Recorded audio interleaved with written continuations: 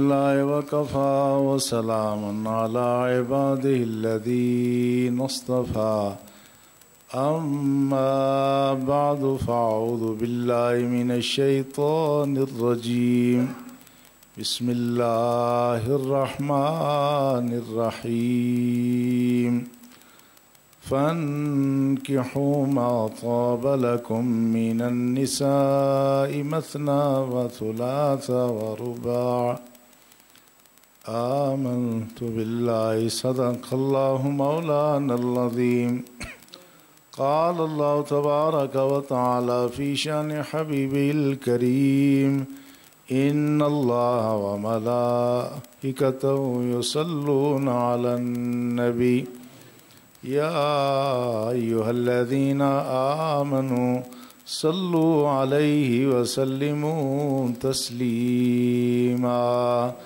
اللهم صل على سيدنا ونبينا ومولانا محمد وعلى آله وأصحابه أجمعين.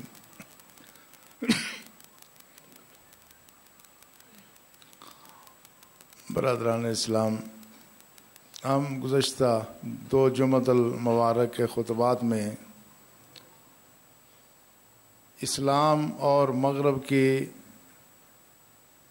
طرز عمل، طرز فکر پر گفتگو کرتے رہے ہیں. اسلامی تہذیب اور مغربی تہذیب کی آپس میں جو کشمکش اور آویزش ہے اس کے بعض پہلوؤں کا ذکر ہوا ہے.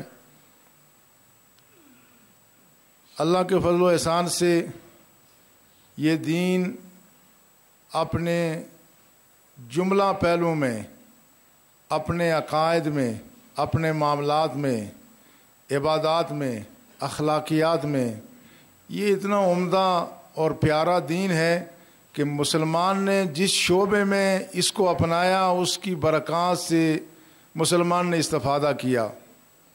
جتنا ہم نے اس کو جس شعبے میں بھی نظر انداز کیا اس کا عملی نقصان خود اسلامی معاشرے کو ہوا ہے.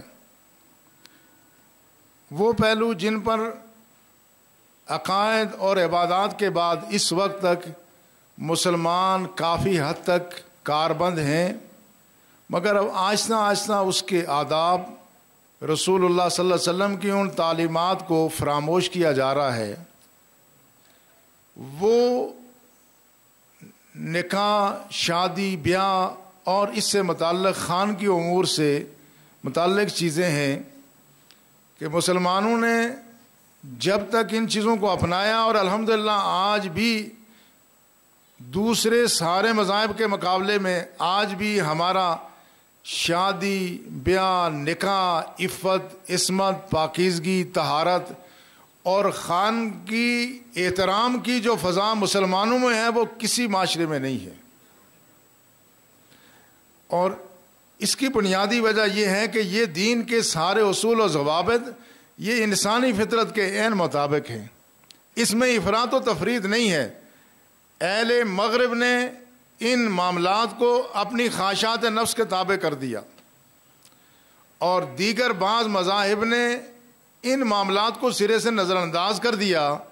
مگر دین اسلام میں اتنا اعتدال، اتنا توازن اور اتنی اس میں عمدگی ہے کہ اس میں کبھی بھی کسی معاشرے کا انسان، کسی دور کا انسان دین اسلام کے دامن میں آ کے کوئی تنگی محسوس نہیں کرتا بلکہ راحت ہی محسوس کرتا ہے. رسول اللہ صلی اللہ علیہ وسلم کے زمانے میں حدیث میں روایت ہے، جا ثلاث رات الی بیوت ازواج النبی صلی اللہ علیہ وسلم یسألون عن النبی صلی اللہ علیہ وسلم. ازواج مطہرات کے پاس 3 گروہ آئے. انہوں نے رسول اللہ صلی اللہ علیہ وسلم کے معمولات پوچھے. وہ کیا پوچھ رہے تھے؟ یسألون عبادت النبی صلی اللہ علیہ وسلم. وہ ازواج مطہرات سے یہ پوچھنا چاہتے تھے کہ رسول اللہ صلی اللہ علیہ وسلم اپنی گھر کی 4 دیواری میں کیسے رہتے ہیں. وَلَمَّا أُخْبِرُوا، جب ان کو خبر دی گئی، رسول اللہ کے معمولات بیان کیے گئے، تو حدیث میں آتا ہے تقالوہا، انہوں نے یہ سمجھا کہ یہ تو بہت کم عبادت ہے.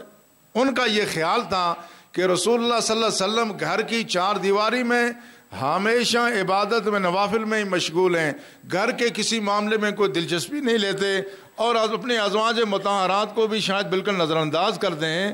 تو ازواج مطہرات نے بتایا کہ رسول اللہ جب گھر تشریف لاتے ہیں تو آپ ہم سے گھر کی باتیں بھی کرتے ہیں، جب ہم دنیا کی باتیں کرتی ہیں رسول اللہ دنیا کی باتیں کرتے ہیں، جب ہم آخرت کی باتیں کرتے ہیں رسول اللہ آخرت کی باتیں کرتے ہیں۔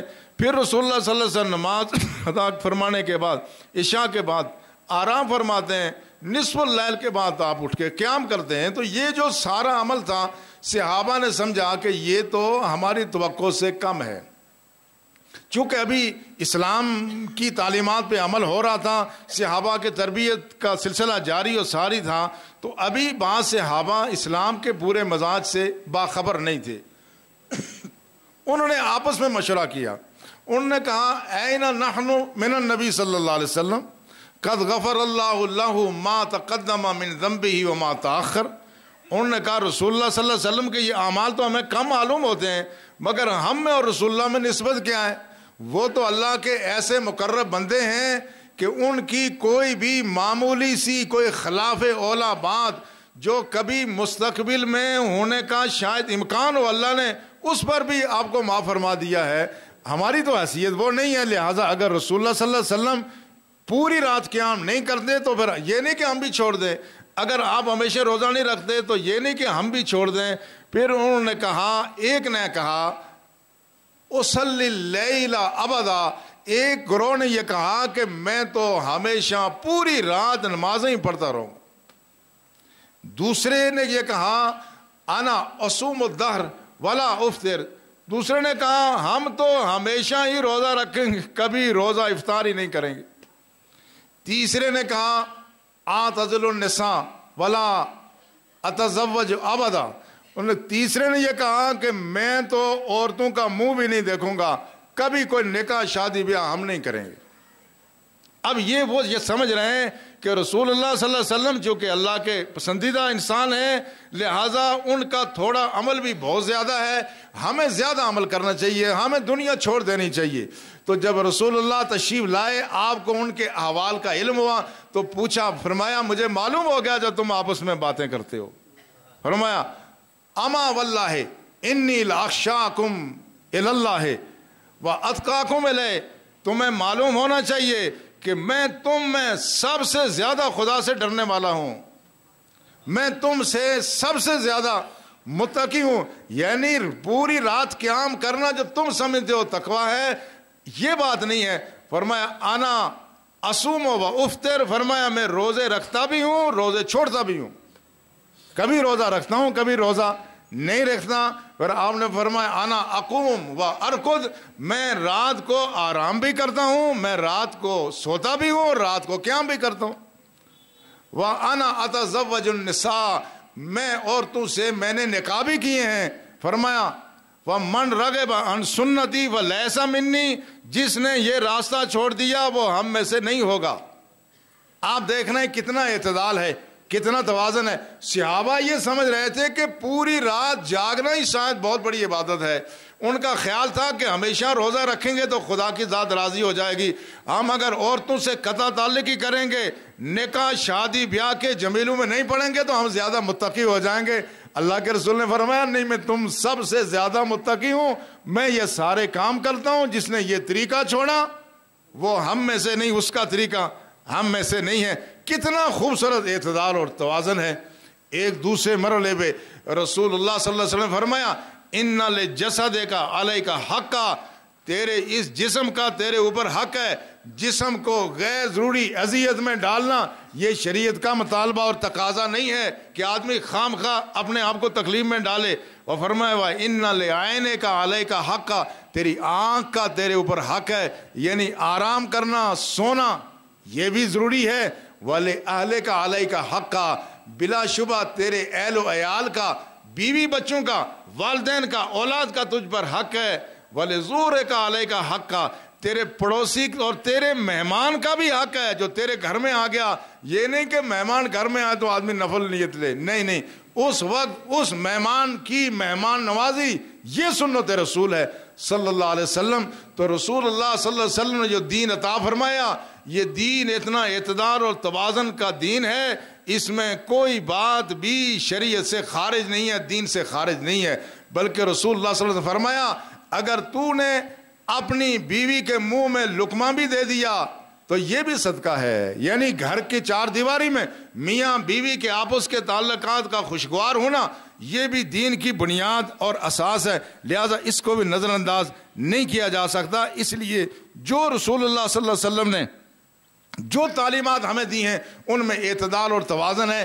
اس لیے اس دین میں افریقہ کا آدمی داخل ہو, ایشیا کا ہو یا امریکہ کا ہو یا آسٹریلیا کا ہو, جس روئے زمین کا آدمی اس دین میں داخل ہوتا ہے, دین کی تعلیمات کو اپناتا ہے, اس میں راحت اور آرام پاتا ہے. کوئی بھی چیز اس میں خلاف فطرت نہیں ہے, ساری چیزیں فطرت انسانی کے عین مطابق ہیں. اس لیے اس میں شادی بیاہ کے معاملات کو رسول اللہ نے بڑی اہمیت دی ہے. فرمایا من تزوج فقد استکمل نصف الدین فلیتق اللہ فی النصف الآخر. فرمایا جس آدمی نے شادی کر لی اس نے آدھا دین تو مکمل کر کے بچا لیا, اب جو آدھا باقی ہے اس کو اس کی فکر ہونی چاہیے. من ارادہ ان یلق اللہ طاہرا متطہرا فلیتزوج الحرائر. جو شخص یہ چاہتا ہے کہ خدا سے پاک صاف ہو کے ملے اسے چاہیے کہ وہ آزاد عورتوں سے, پاک دامن عورتوں سے, نیک عورتوں کے ساتھ وہ نکاح کرے. تو یہ وہ بنیاد ہے.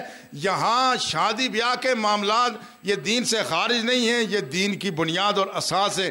البتہ اس میں بعض یہ کہتے ہیں, مغربی دنیا کا یہ کہنا ہے کہ مسلمانوں کے ہاں پسند کی شادی کی اجازت نہیں ہے. یہ بڑا پروپیگنڈا ہے ساری دنیا میں. ہمارے ہاں میں جو جدید مغرب زدہ طبقہ اس کا خیال یہ ہے کہ اسلام میں اپنی پسند کی شادی کی اجازت نہیں ہے. پرانے زمانے میں جیسے والدین فیصلہ کرتے تھے, اب اس سے لوگوں نے یہ سمجھ لیا کہ شاید دین میں اس کی اجازت نہیں ہے, مگر قرآنی آیات اور احادیث سے اس چیز کی نفی ہوتی ہے. رسول اللہ صلی اللہ علیہ وسلم کی احادیث بھی اور قرآنی آیات بھی اس کی نفی کرتے ہیں. اللہ نے قرآن میں فرمایا فَانْكِحُوا مَا طَابَ لَكُمْ, وہ اس سے نکاح کرو جو تمہیں پسند ہو.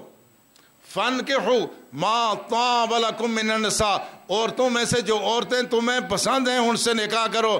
مثنا ثلاثہ و رباع, 1 2 3 4 جو بھی تمہاری استطاعت ہو. اگر تم اس میں عدل کر سکتے ہو تو تمہیں انتخاب تم نے کرنا ہے, مگر انتخاب کے لیے رہنمائی اللہ کے رسول نے کرنی ہے. پسند تمہاری بھی ہے, پسند تمہارے والدین کی بھی ہے, مگر پسند اللہ اور اللہ کے رسول کی بھی ہے. تمہارے اس تعلق کے قائم کرنے میں جو اصول اور ضابطہ ہے وہ اللہ اور اللہ کے رسول بیان فرما رہے ہیں. پسند تم نے کرنی ہے, بتانا ہم نے ہے. جس طرح آپ کسی بچے کو جس کا شعور, جس کی عقل, جس کی فہم اور فراست آپ سے کم ہو, آپ کہتے ہیں بچے یہ چیزیں یہ یہاں سے دیکھو, کھلونا پسند کر لو, وہ پسند کرتا ہے تو پھر آپ بتاتے ہو نہیں اس کے بجائے یہ کر لو چونکہ یہ کھلونا نقصان دے سکتا ہے, یہ کھلونا تمہارے لیے اچھا نہیں. بالکل وہی بات ہے.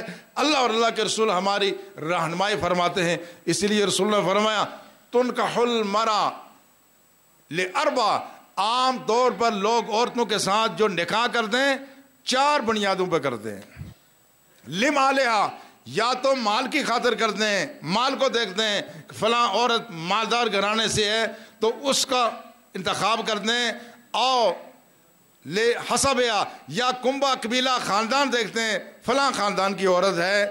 یا فرمایا ولے جمالہا, یا حسن و جمال کو دیکھتے ہیں, اول دینہا, یا وہ دین کو دیکھتے ہیں. مگر آپ نے صحابی جس کو آپ فرما رہے تھے فر ذات الدین تربت یدا کا, تیرا بھلا ہو تو دین والی عورت کو پسند کرنا ہے.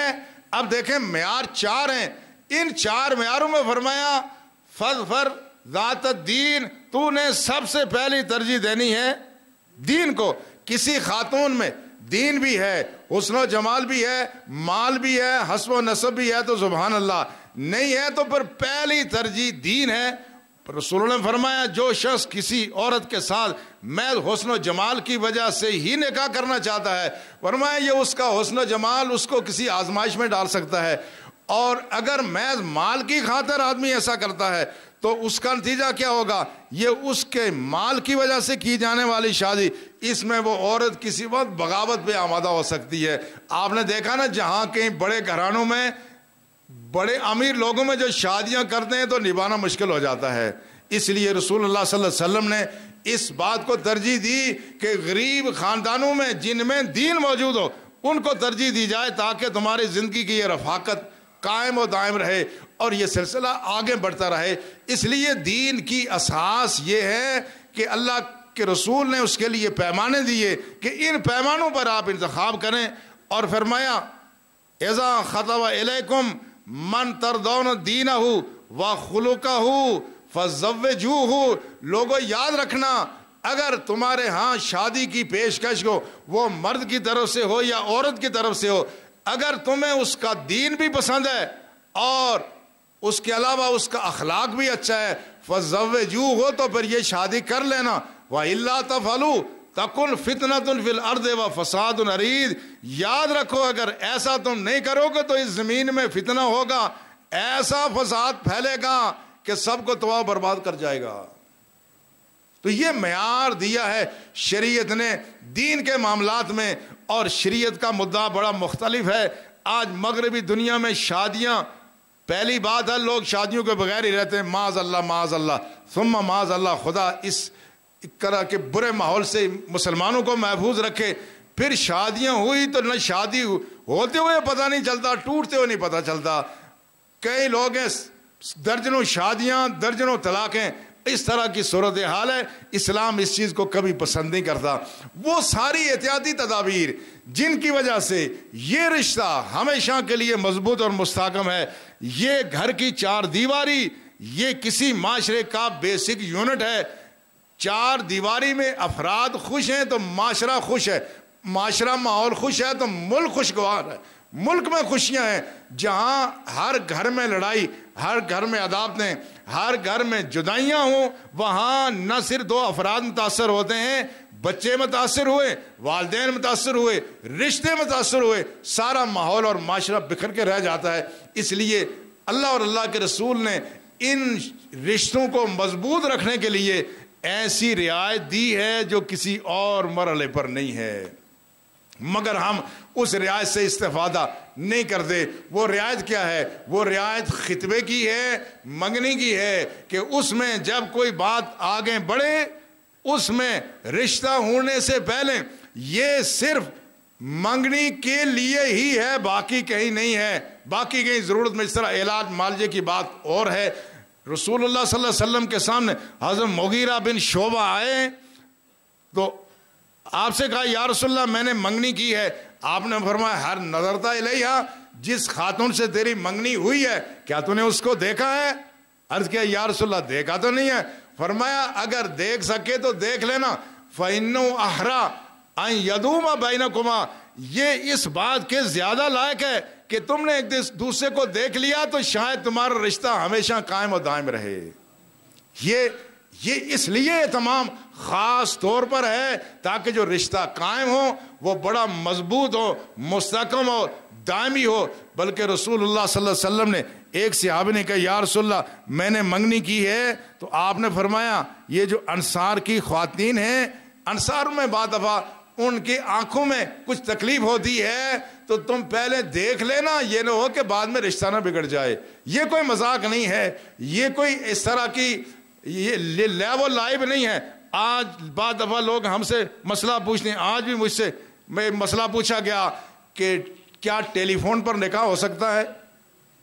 کیا ٹیلی فون پر نکاح ہو سکتا ہے؟ تو شرعی مسئلہ یہ ہے ٹیلی فون پر نکاح نہیں ہو سکتا، کیونکہ یہ مذاق کی بات نہیں ہے۔ ممکن ہے ٹیلی فون پر کیا گیا نکاح کل اس کے لیے جو مطلوبہ شادیں ہیں وہ پوری نہ ہوں، کل کہا جائے جی یہ کسی دوسرے نے یہ آواز ایسی پیدا کی تھی، میں تو تھا ہی نہیں۔ یہ معاملات بہت ہی سنجیدگی کے حامل ہیں، لہٰذا اس پہ دین اسلام نے بہت اہتمام کیا ہے کہ لوگ اس میں احتیاط کریں اور ایک دوسرے کو دیکھنے کی شرعن اجازت ہے۔ مگر ہمارے ہاں ماحول کیسا ہے؟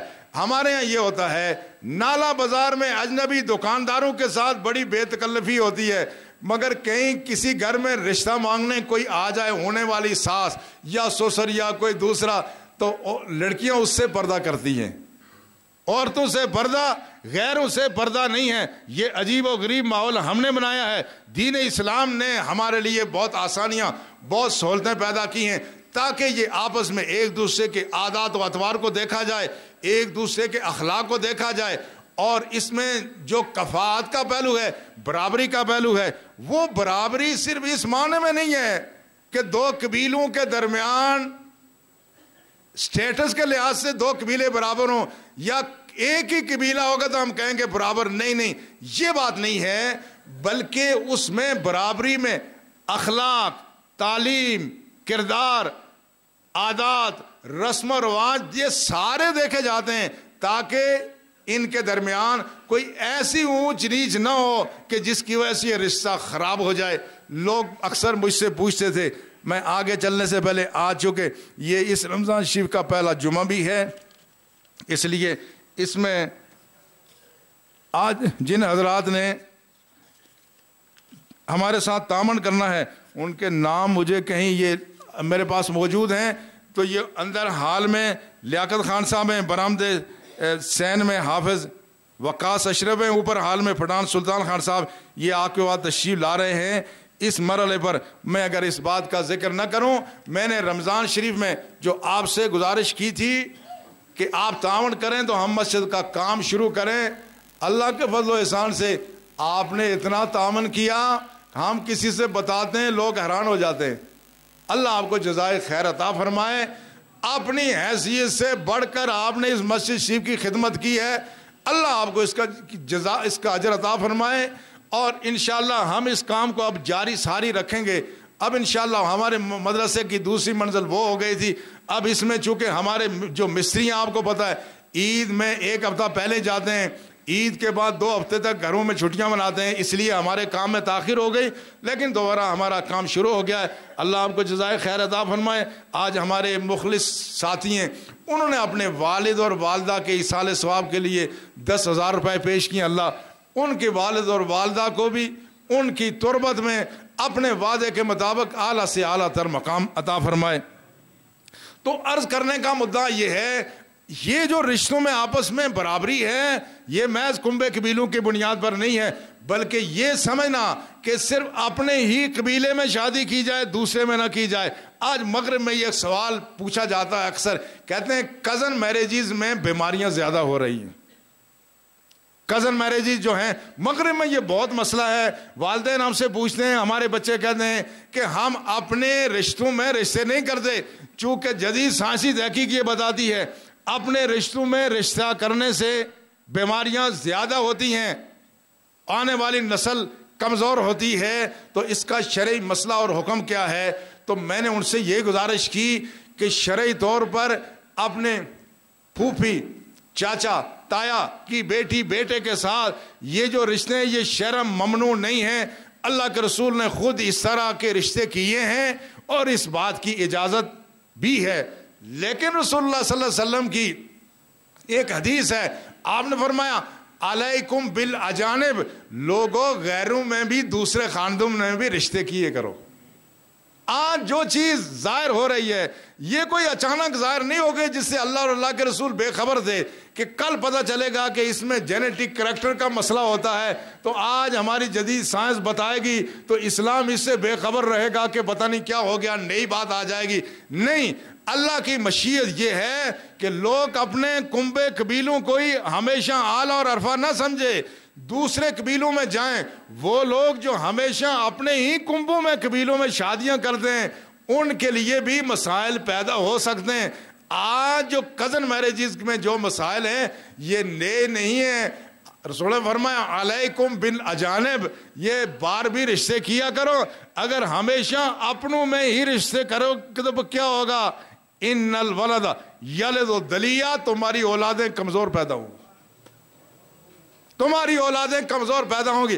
اہل ایمان، اسلام میں کوئی ایسی چیز نہیں ہے کہ جو آج کی جدید سائنس آ کے بتائے تو ہم کہیں کہ اسلام اس کو نہیں مانتا یا اسلام میں یہ چیز نہیں ہے۔ اللہ کے رسول نے پہلے فرما دیا تھا وہ جتنی بیماریاں ہیں وہ ان سب کا احاطہ کریں۔ فرمایا دلی کا لفظ استعمال ہوا ہے، تمہاری اولادیں کمزور پیدا ہو سکتی ہیں اگر ہمیشہ رشتے اپنوں میں کرو گے، گویا رشتے باہر کیا جائے، یہ سارا نظام اللہ کہ خود انسان کے وجود میں اس کی کیمسٹری میں خدا نے رکھا ہے تاکہ لوگ باہر بھی رشتے کریں. لیکن عرض کرنے کا مدعا یہ ہے کہ یہ جتنی بھی صورتحال ہے، اہل مغرب کا جو تصور ہے وہ اسلام کو متون کرتے ہیں.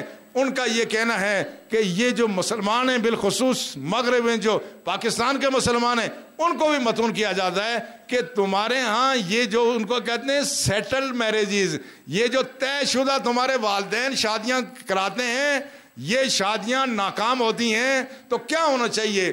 وہ مسلمانوں میں بھی جو مسلمان مغرب میں آباد ہیں، ان میں یہ تصور دے رہے ہیں کہ لو میریجز ہونی چاہیے، محبت کی شادیاں ہونی چاہیے تاکہ یہ شادیاں ہمیشہ قائم و دائم رہیں. میں ایک دفعہ برطانیہ میں تھا تو برطانوی ہائی کمیشن نے پاکستان سے بہت سارے اسکالر اور علماء کو بلایا ہوا تھا.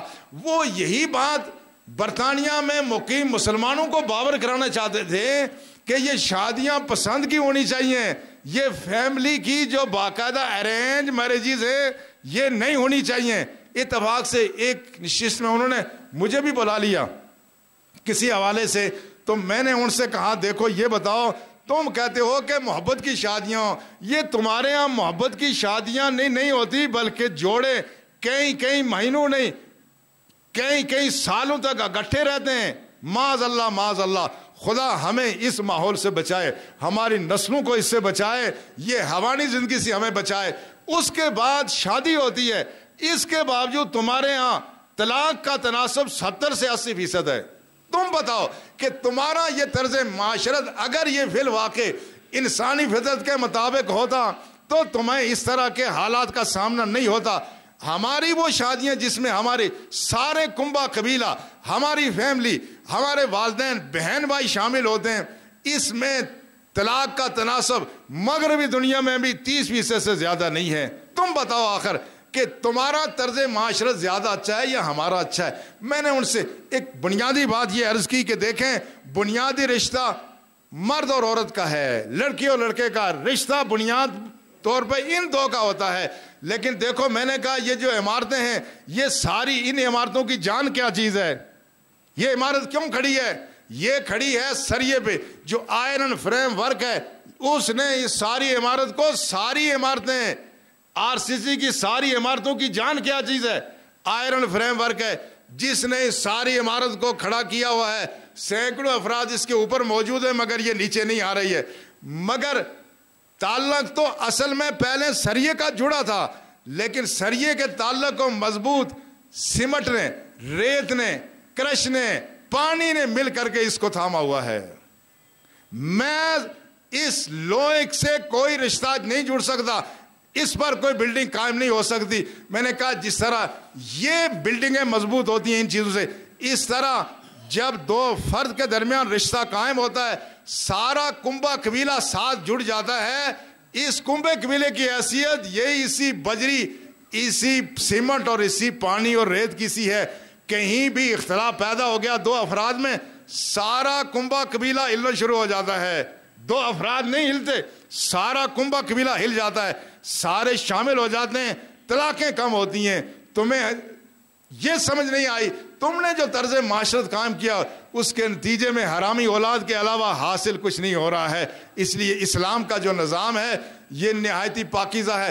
آج اہل مغرب ہم پر رش کر دیں، کاش کہ مسلمانوں کا ایسا خاندانی نظام اللہ ہمیں بھی عطا فرمائے، اللہ ہمیں توفیق عطا فرمائے. ہمارا یہ موضوع انشاءاللہ جاری رہے گا. اس دین کے جو اعلیٰ ترین اصول اور ضابطے ہیں اللہ ہر شعبہ زندگی میں ہمیں انہیں اپنانے کی توفیق عطا فرمائے. وما علینا الا البلاغ.